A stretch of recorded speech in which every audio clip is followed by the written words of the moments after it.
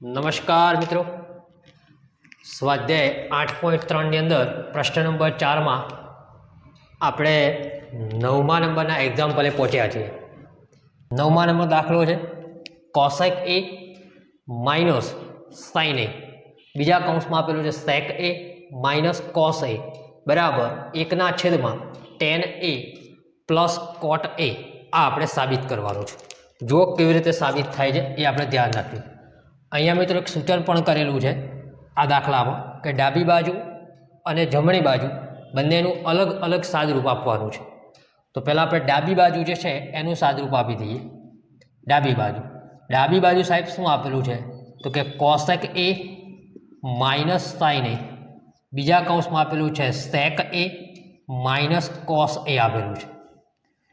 જો ધ્યાન રાખજો, કોસેક a જે છે એ મિત્રો કોનો વ્યસ્ત છે તો કે સાઇનનો વ્યસ્ત છે, માઇનસ સાઇન એ એમને એમ રાખીએ। બીજા કૌંસમાં સેક એ છે એ પણ કોનો વ્યસ્ત છે તો કે કોસનો વ્યસ્ત છે। ચાલો આટલે સુધી ક્લિયર બધાને? ત્યાંથી આગળ વધીએ। 1 માઇનસ આ સાઇન અને આ સાઇનનો ગુણાકાર સાઇન સ્ક્વેર a છેદમાં નીચે લખાશે સાઇન a। ચાલો ડર એટલે સુધી પેલી બાજુ જોઈએ। 1 માઇનસ કોસનો ગુણાકાર કોસ સ્ક્વેર a છેદમાં કોસ a।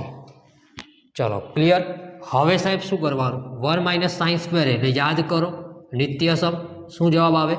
કોસ સ્ક્વેર આવશે છેદમાં સાઇન a ગુણ્યા 1 માઇનસ કોસ સ્ક્વેર એટલે શું આવશે? સાઇન સ્ક્વેર a છેદમાં કોસ a। ચાલો ક્લિયર એટલે સુધી? હવે અહીંયા કોસ એ ઉડી જાય, અહીંયા સાઇન છે, અહીંયા સાઇન ઉડી જાય। આ કોસનો વર્ગ છે એટલે બે કોસ હતા, એક કોસ ઉડી ગયું એટલે ખાલી એક કોસ વધ્યો। એ જ પ્રમાણે અહીંયા સાઇનનો વર્ગ છે, નીચે સાઇન છે તો એક સાઇન ઉડી જાય તો શું વધે? ખાલી સાઇન એ વધે। તો આ એક જવાબ આવે છે આપણો ડાબી બાજુનો। આ એક જવાબ આવે છે એ મિત્રો કયો આવે છે? ડાબી બાજુનો જવાબ આવે છે। હવે સાહેબ આપણે જમણી બાજુનો પણ જવાબ લાવવાનો પ્રયત્ન કરવો છે। હું અહીંયા ગણું છું, ધ્યાન રાખજો। જમણી બાજુ આપણને સ્ટેપ આપેલું છે 1/tan a plus coat a આપેલું છે। ચાલો જો યાદ કરવાના સૂત્રો બધા, ટેનનું સૂત્ર સાઇન a છેદમાં કોસ a, એ જ પ્રમાણે કોટનું સૂત્ર કોસ a છેદમાં સાઇન a। ચાલો ડન આટલે સુધી? હવે સાહેબ શું કરવાનું તો 1/, આ સાઇનનો ગુણાકાર સાઇન સ્ક્વેર a પ્લસ કોસનો ગુણાકાર કોસ સ્ક્વેર a છેદમાં cos a into sign a લખાય। ચાલો ક્લિયર એટલે સુધી? ત્યાંથી આગળ વધીએ સાહેબ। અહીંયા તમે યાદ કરો sine square a plus cos square any value કેટલી થાય? 1 અને છેદમાં cos a into sign a। આ છેદના નીચે છેદ છે એ ક્યાં જતો રહેશે? ઉપર, એટલે cos a into sign a। ચાલો ડન? તો બંને બાજુ જુઓ, આ બાજુ પણ cos a into sign a આવે છે અને આ બાજુ પણ cos a into sign a આવે છે। બંને બાજુ જવાબ સાબિત થઈ જાય છે। ઓકે છે? ક્લિયર? ખ્યાલ આવી ગયો? એકદમ ઇઝી સમ હતો। ચાલો હવે આપણે 10મા નંબરના સમ ઉપર જઈએ। 10મા નંબર દાખલો શું કહે છે એની જરાક આપણે વ્યવસ્થિત ચર્ચા કરીએ। અહીંયા પહેલો કૌંસ આપેલો છે બરાબર, બીજો કૌંસ આપેલો છે અને બરાબર આ સ્ટેપ આપેલું છે। મતલબ અહીંયા પહેલો ભાગ, બીજો ભાગ અને ત્રીજો ભાગ આપેલો છે। તો આમાં શું કરવાનું ખબર તમારે? આ જે પહેલો ભાગ છે ને મિત્રો એનો જવાબ પણ tan સ્ક્વેર એ લાવવાનો અને આ બીજો ભાગ છે એનો જવાબ પણ tan સ્ક્વેર એ લાવવાનો છે। ચાલો આપણે શું કરીએ તો સાહેબ પહેલો ભાગ આપણે સાબિત કરીએ। પ્રથમ ભાગ મને શું આપેલો છે? 1 + tan સ્ક્વેર a છેદમાં 1 + કોટ સ્ક્વેર a આપેલું છે। ચાલો ડન? હવે 1 + tan square a, 1 + tan square a એટલે શું થશે મિત્રો? તો યાદ કરો સેક સ્ક્વેર a થાય। ક્લિયર? 1 + કોટ સ્ક્વેર a એટલે શું થશે મિત્રો? Cosec square a। ચાલો ડન આટલે સુધી? હવે તમે યાદ કરો સેક કોનો વ્યસ્ત છે? કોઈ કે સાહેબ કોસનો વ્યસ્ત છે એટલે કોસ સ્ક્વેર a, અહીંયા વર્ગ છે એટલે અહીંયા વર્ગ લખવાનો। ક્લિયર? એ જ પ્રમાણે કોસેક કોનો વ્યસ્ત છે તો 1/, સાઇન સ્ક્વેર a। ક્લિયર?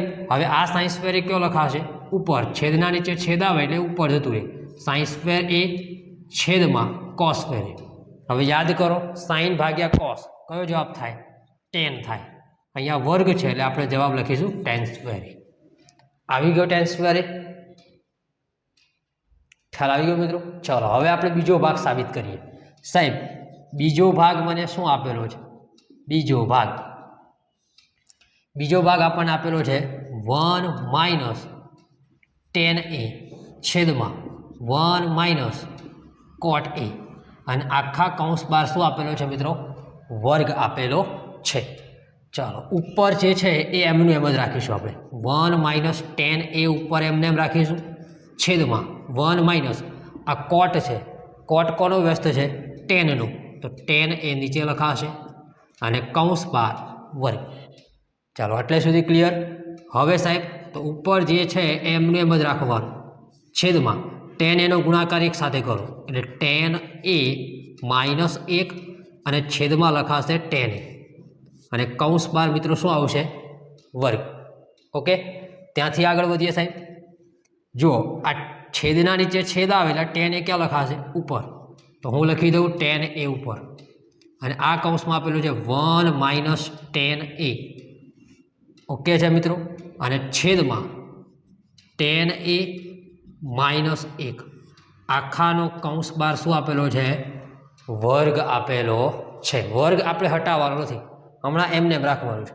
હવે જો આપણે સાદરૂપ આપીએ સાહેબ. જો આ જે ટેન એ છે એને હું એમને એમ રાખું. હવે આને મારે ચિહ્નો ચેન્જ કરવા છે. ટેન એને આગળ લાવું તો શું લખાશે? માઇનસ લખાશે. એ હું માઇનસ અહીંયા લખું છું. કૌંસમાં શું કર્યું સાહેબ? ટેન એ આગળ લાવી દીધા. સમજણ પડે છે? આ ટેન એને આપણે માઇનસ હતા એ આગળ લાવી દીધા અને પાછળ એક મૂકીએ. એક કેવા છે? પ્લસ. એક કેવા છે મિત્રો? પ્લસ છે. અને નીચે તમે જુઓ ટેન એ માઇનસ 1 લખેલું છે, કૌંસ બાર વર્ગ. હવે અહીંયા ખાસ ધ્યાન રાખજો, અહીંયા આપણે ભૂલ કરી એવું લાગે છે તમને? શું સાહેબ?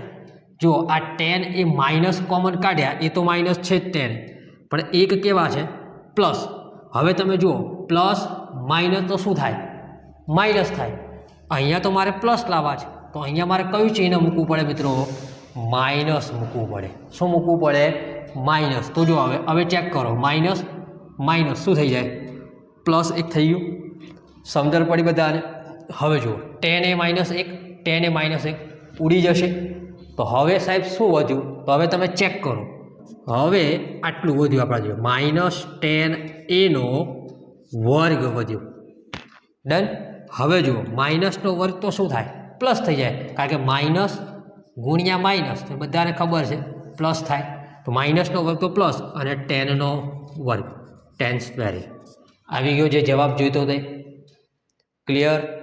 ખબર પડી બધાને? ઓકે છે?